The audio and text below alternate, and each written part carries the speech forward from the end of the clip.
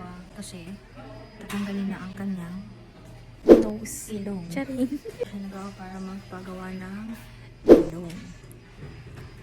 Babe, yan na. Mag-over ka pa. Ano? Ew. Still waiting. How do you feel? I feel pressure. Charing. I feel pressure. What happened? Wala. Heartbroken ako ulit. Another drops pa. What? 50-50 na yung eye mo? 50-50. Hindi siya 20-20. 50-50. Kasi hindi natuloy. Nope. Hindi na naman tuloy.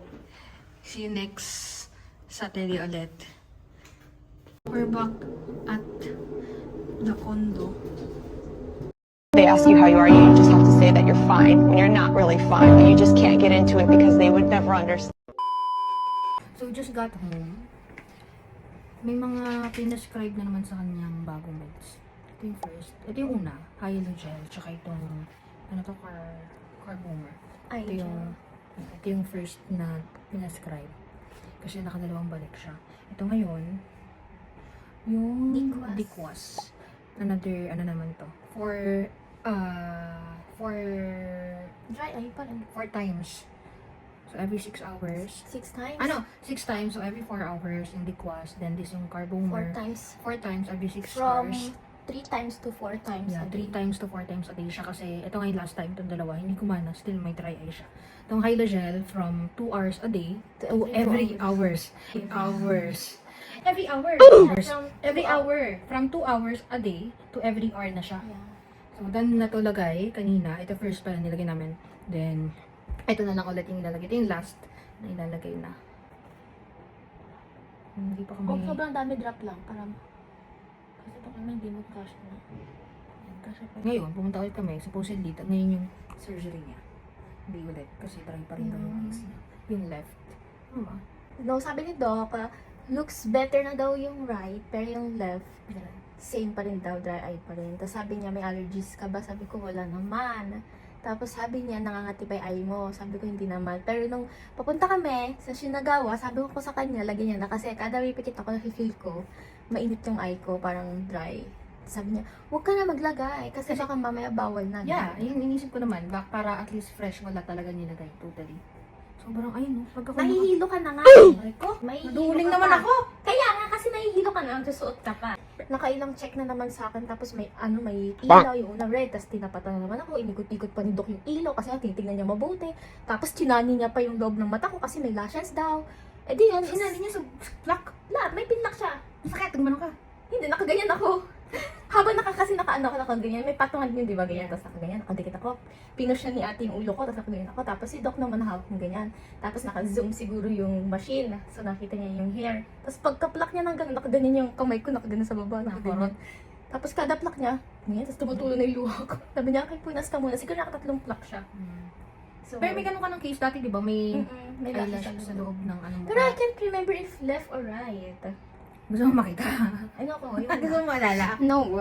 Tapos ayun, hindi pa rin natuloy. Broken hearted niya mamaya. Broken-hearted pa din. picture. Broken-hearted pa din ako. I am so ready for today. I'm so excited for today. Like, inayos ko na lahat ng gamit ko. Pero at least, good thing is hindi nila pinipilit na, ano, alam mo yun, hanggat hindi okay. Yun yung maganda. Yun naman ang gusto ko sa kanila. Like, sabi nga, ayaw talaga yung doc pilitin. If hindi ready, huwag ipilit. Pero baka magkaroon ng problem kapag pinagkit mo. At least, di ba, hindi sila ano, for money. Grabe yung kapal ng glasses niya, parang nasusuka tuloy ako. Ang kulit mo kasi.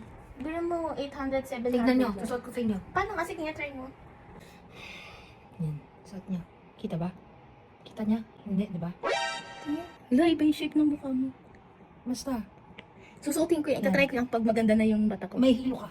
Lagpas na, lagpas Naka na. ano pa yan? Naka, Yeah, lagpas na pala sa ano frame. naka special prescription pa yan. Ilan yung Naka eyes mo? ano yan. Dalawa, siyempre. Dalawa.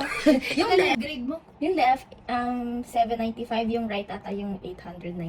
Update na lang ulit on Saturday. My God. Bye. Bye.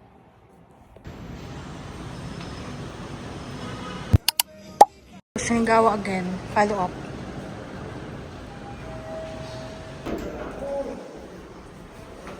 Baby, tataka mo muna ako.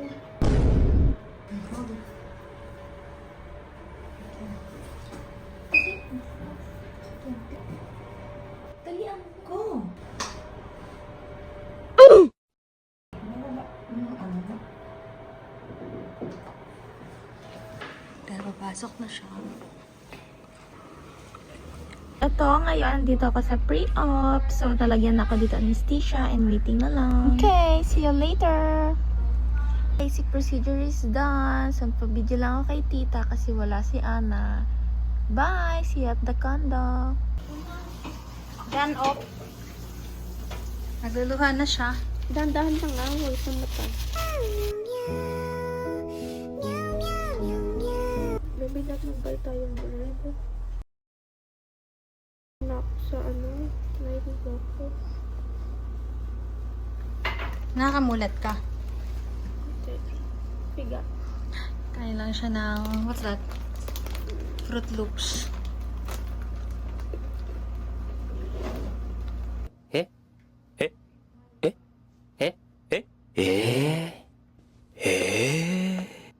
Update.